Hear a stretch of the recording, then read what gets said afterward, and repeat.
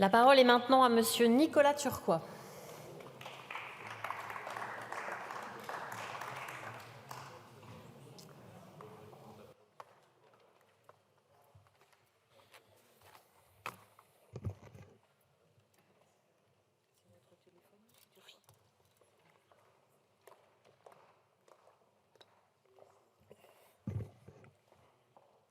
Madame la Présidente, Monsieur le Ministre, Madame la Présidente de Commission, Madame la Rapporteure, chers collègues, n'en déplaise à certains, notre Assemblée examine en nouvelle lecture le projet de loi de financement de la Sécurité sociale pour 2024, conformément au fonctionnement de nos institutions. Il s'agit d'un projet de loi ambitieux qui perpétue les principes et les exigences du modèle social dont nous sommes les héritiers près de 80 ans après la fondation de la Sécurité sociale au sortir de la Seconde Guerre mondiale.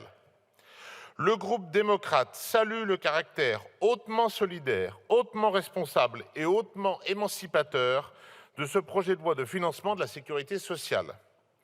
C'est en sachant répondre à cette triple exigence de solidarité, de responsabilité et d'émancipation que nous saurons faire œuvre utile en matière d'action sociale, tant à l'égard de nos aïeux du Conseil national de la Résistance qui ont réussi à créer la sécurité sociale, qu'envers les générations qui nous succéderont. Si nous avons une dette envers les esprits novateurs de 45, nous avons aussi des devoirs à honorer pour l'avenir de nos enfants et celui de nos petits-enfants. C'est dans cet esprit que les députés démocrates ont abordé l'examen du texte en première lecture. D'abord, Monsieur le Ministre, pour saluer les avancées notables de ce budget en matière de financement et sur plusieurs politiques sociales de santé, nous l'avons déjà évoqué.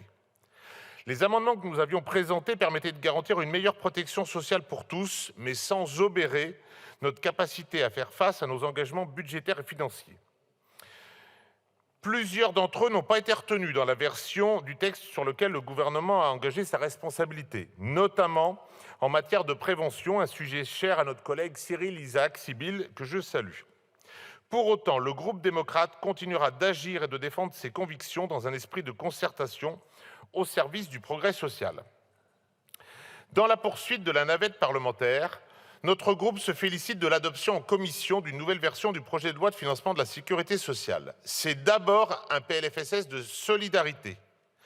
Plusieurs dispositions du texte que nous allons examiner traduisent l'exigence de solidarité que je mentionnais tout à l'heure.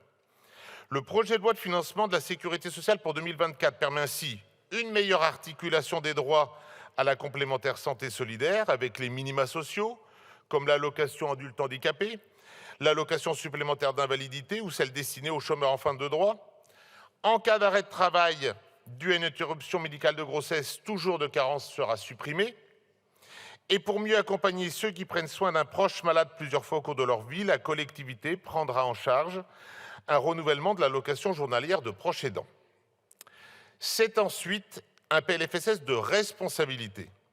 Outre la solidarité, notre modèle social repose sur une logique de responsabilité.